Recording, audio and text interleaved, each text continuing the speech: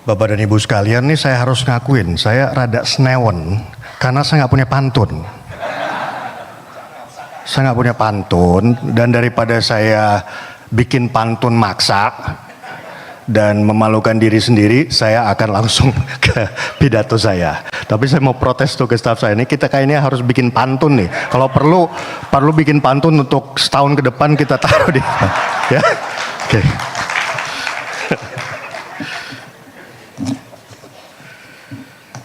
Oh ada, tapi penutup. Oke. Hebat kalau gitu. Oke. Assalamualaikum warahmatullahi wabarakatuh. Shalom, Om Swastiastu, Namo Buddhaya. Selamat pagi dan salam sejahtera untuk kita semua. Yang saya hormati Komisioner Komisi Informasi Pusat, Ibu Samru Tunayah Ismail. Sekretaris Jenderal Kementerian Keuangan Bapak Heru Pambudi, para pejabat eselon 1 dan eselon 2 yang tidak saya bisa sebut satu persatu Kementerian Keuangan selaku atasan pejabat pengelola informasi dan dokumentasi. Para pejabat pengelola informasi dan dokumentasi di lingkungan Kementerian Keuangan dan Kementerian Lembaga, para narasumber dan tamu undangan serta peserta seminar yang hadir baik secara fisik maupun daring. Pertama-tama marilah kita panjatkan puji syukur kehadirat Tuhan Yang Maha Kuasa atas nikmat sehat sehingga kita bisa berkumpul pada acara Seminar Keterbukaan Informasi Publik Kementerian Keuangan tahun 2024. Saya menyambut baik atas diselenggarakannya seminar pada hari ini yang mengangkat tema transparansi dana desa dan pengentasan kemiskinan. Tema ini lekat dengan masyarakat dan relevan dengan komitmen Kementerian Keuangan yang terus berupaya untuk meningkatkan keterbukaan informasi, menjaga transparansi, dan akuntabilitas kinerja atas kebijakan transfer ke daerah. Hal ini terutama terkait dengan dana desa yang berperan penting dalam meningkatkan pelayanan publik, mengentaskan kemiskinan, pemberdayaan masyarakat, dan memajukan perekonomian desa. Bapak Ibu peserta seminar yang berbahagia, pemerintah memiliki program membangun Indonesia dari pinggiran dengan memperkuat daerah dan desa. Pemerintah menjadikan desa sebagai salah satu poros utama pembangunan. Pada 2015, dana desa dialokasikan pertama kali sebesar 20,8 triliun rupiah dan terus mengalami peningkatan dari tahun ke tahun. Pada anggaran pendapatan dan belanja negara tahun 2024, jumlah dana desa digulirkan sebesar 71 triliun rupiah. Jumlah penerima dana desa juga semakin meningkat. Tahun 2024, dana desa dialokasikan kepada 75.259 desa di 434 kabupaten kota seluruh Indonesia. Hal ini untuk mendukung pendanaan penyelenggaraan pemerintahan, pelaksanaan pembangunan, dan pemberdayaan dan pembinaan kemasyarakatan. Uang kita disalurkan melalui dana desa berperan penting dalam meningkatkan pelayanan publik, mengentaskan kemiskinan, pemberdayaan masyarakat, serta memajukan perekonomian desa. Berdasarkan data kemiskinan Badan Pusat Statistik, penduduk miskin perkotaan telah turun dari 12,2 juta orang pada Maret 2021 menjadi 11,9 juta orang pada September 2022. Sementara itu, pada periode yang sama, penduduk miskin di pedesaan turun dari 15,4 juta orang pada Maret 2021 menjadi 14,4 juta orang. Selanjutnya, berdasarkan data Indeks Desa Membangun yang diterbitkan oleh Kementerian Desa, pembangunan daerah tertinggal dan transmigrasi terdapat kenaikan jumlah desa berstatus desa mandiri. Dari semula 840 desa pada 2019 meningkat menjadi 16.908 desa pada tahun 2024. Besar sekali ya itu. Mudah-mudahan statistik saya benar ini. Tapi luar biasa ini. Sementara itu, jumlah desa tertinggal dan sangat tertinggal mengalami penurunan dari semula 21.162 desa pada tahun 2019 turun menjadi 6.748 desa pada tahun 2024. Hal ini menjadi salah satu bukti dampak positif adanya dana desa bagi kemajuan desa. Selama kurun waktu 2015 sampai dengan 2023, pemanfaat anggaran dana desa telah menghasilkan berbagai capaian yang menunjang aktivitas perekonomian dan meningkatkan kualitas hidup masyarakat desa. Untuk tahun 2024, arah kebijakan penggunaan dana desa diprioritaskan antara lain untuk mendukung penanganan kemiskinan ekstrim, program ketahanan pangan, program pencegahan dan penurunan stunting, serta program sektor prioritas di desa sesuai potensi dan karakteristik desa itu sendiri. Uang kita yang disalurkan melalui dana desa harus kita jaga dan awasi bersama penggunaannya, agar optimal dalam memajukan perekonomian desa dan meningkatkan kesejahteraan masyarakat. Transparansi dan keterbukaan informasi dalam pengelolaan dana desa menjadi pilar paling penting. Hal ini untuk mewujudkan pengelolaan keuangan desa yang akuntabel dan bertanggung jawab untuk kesejahteraan masyarakat. Disinilah ada peran kepala desa sebagai ujung tombak. Kepala desa menjadi lokomotif membangun sistem yang efektif sehingga dapat mendorong transparansi dana desa. Antara lain melalui keterbukaan informasi, membangun komunikasi, dan mendorong partisipasi aktif masyarakat dalam keseluruhan tahapan pembangunan. Pada kesempatan ini, saya mengucapkan terima kasih kepada Kepala Desa Ketepan Rame, Kecamatan Trawas, Kabupaten Mojokerto, Provinsi Jawa Timur, Bapak Haji Zainul Arifin. Mohon bisa berdiri, Pak.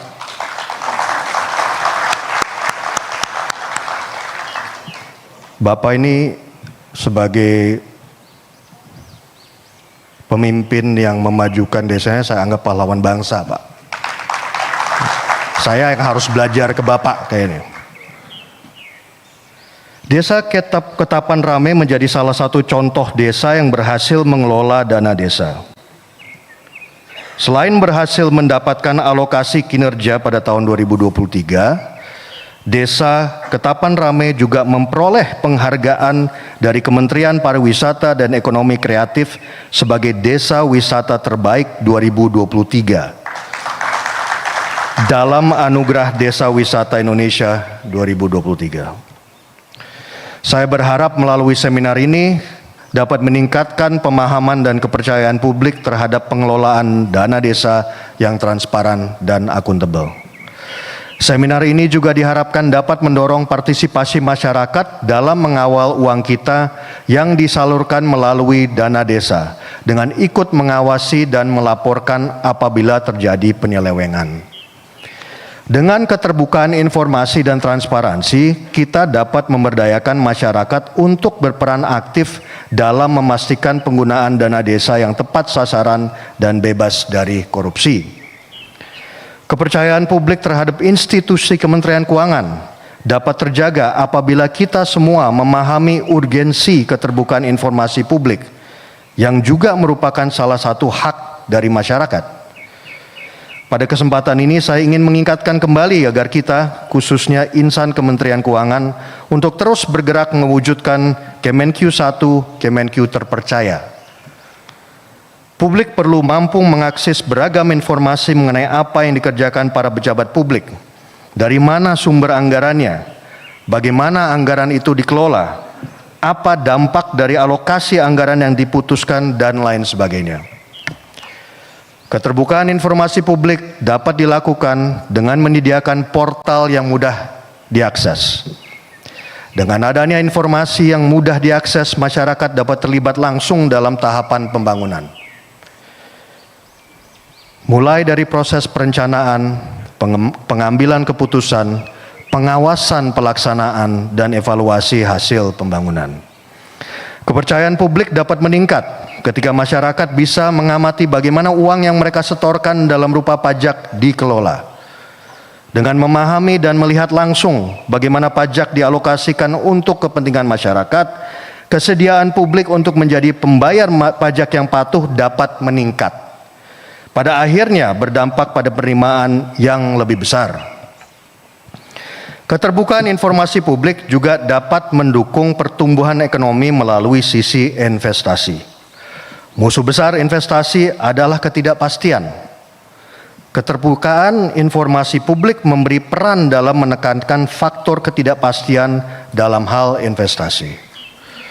Dengan kepastian yang lebih terjaga, dapat mendorong investasi tumbuh, menciptakan lapangan kerja baru, dan mendorong daya beli meningkat. Pada akhirnya, semua itu berdampak pada penurunan angka kemiskinan dan perbaikan kesejahteraan. Hadirin peserta seminar, pemerintah berfokus pada aksesibilitas layanan komunikasi dan informasi publik yang inklusif. Saya bangga dan berterima kasih kepada para pejabat pengelola informasi dan dokumentasi Kementerian Keuangan yang telah menginisiasi layanan inklusif bagi penyandang disabilitas sejak 5 tahun lalu. Saya berharap hal tersebut terus dilanjutkan dan menjadi acuan bagi seluruh PPID agar layanan yang diberikan semakin optimal. Ke depan, saya juga berharap pejabat PPID mengambil peran yang lebih strategis. Tidak hanya sekedar menyampaikan informasi, tetapi juga memberi edukasi kepada masyarakat. Menggali kebutuhan informasi dan mendudukannya dalam perspektif pemerintah. Hal ini dilakukan tidak hanya sebagai bentuk pelaksanaan keterbukaan informasi, tetapi juga sebagai tanggung jawab moral kita sebagai penyelenggara keuangan negara. Bapak Ibu yang saya hormati, acara ini menjadi momentum yang sangat baik untuk memberikan penghargaan kepada para pejabat PPID kita. Bapak Ibu telah serius mengupayakan keterbukaan informasi publik demi memberikan kemudahan bagi masyarakat dalam mengakses informasi. Harapan saya, penghargaan kepada PPID kategori informatif di lingkungan Kementerian Keuangan menjadi pendorong kuat bagi kita untuk terus berkomitmen menjaga dan mengembangkan kualitas pelayanan publik. Dengan semangat yang tak kenal lelah, kita pastikan layanan yang lebih baik dan transparan. Semoga tahun depan seluruh PPID di lingkungan Kementerian Keuangan dapat memenuhi kategori informatif. Dengan komitmen dan strategi yang tepat, saya yakin hal ini bisa terwujud. Selamat mengikuti seminar. Semoga Tuhan Maha Esa memberikan kemudahan dan kekuatan untuk merumuskan berbagai langkah strategis guna mempercepat transformasi dalam rangka mendorong akselerasi pertumbuhan ekonomi yang inklusif dan berkelanjutan untuk Indonesia Maju 2045. Bapak dan Ibu sekalian, ini sebetulnya saya seharusnya berhenti di sini. Namun saya mau cerita sedikit karena menurut saya ini cerita yang penting karena kaitannya dengan apa yang Bapak Ibu lakukan dan apa yang KIP lakukan. Bapak Ibu sekalian, saya rasa tahu bahwa sebelum saya di Kementerian Keuangan, saya adalah salah satu pejabat di partai, dalam hal ini Gerindra. Gerindra waktu itu sangat mengutamakan keterbukaan publik. Kami juga waktu itu bekerja sama dengan KIP dan sebagainya dan seterusnya, mengikuti hal-hal yang sama. Saya pribadi melihat itu suatu yang luar biasa pentingnya untuk suatu partai politik. Saya pagi ini di depan Bapak Ibu sekalian di Kementerian Keuangan ingin menekankan betapa pentingnya apa yang Bapak Ibu lakukan. Di Gerindra kita hanya di level DPP, Bu. Ini di Kementerian Keuangan itu sampai jenjang yang bawah. Itu sesuatu yang luar biasa. Sebagai seseorang yang saya tahu proses KIP itu seperti apa, itu sesuatu yang luar biasa. Mungkin saya bisa katakan saya masuk Kementerian Keuangan untuk belajar dari Bapak dan Ibu sekalian supaya bisa lebih baik tata kelola di bawah untuk hal-hal seperti itu. Jadi menurut saya, apalagi teman-teman di PPID, peran kalian sangat-sangat penting. Kalian di garis depan, berinteraksi dengan masyarakat. Tadi saya baca segala hal, saya rasa yang sudah saya sampaikan. Tetapi hal yang kerjaan tersebut itu sesuatu yang menurut saya sangat penting. Mungkin kadang-kadang tidak diketahui, tapi patut kita katakan sesuatu kerjaan yang luar biasa. Jadi sekali lagi saya terima kasih dan hormat kepada para pejabat PPID Kementerian Keuangan yang sudah melakukan pekerjaan yang luar biasa tersebut. Semoga semakin berhasil, semoga Kementerian Keuangan juga dapat lebih melayani masyarakat dengan prinsip-prinsip keterlibatan tadi. Terima kasih. Wassalamualaikum warahmatullahi wabarakatuh. Mohon berkenan untuk Bapak Wakil Menteri Keuangan tetap berada di atas panggung. Ada pantun penutup. Saya baca ya Pak. Saya masih belum biasa. Coba oke, saya coba baca oke. Burung merpati terbang tinggi, hinggap di dahan pohon pinang. Keterbukaan informasi untuk negeri agar semua transparan dan terang. Ada lagi kok Pak. Pagi hari minum kopi, nikmat sekali dengan roti.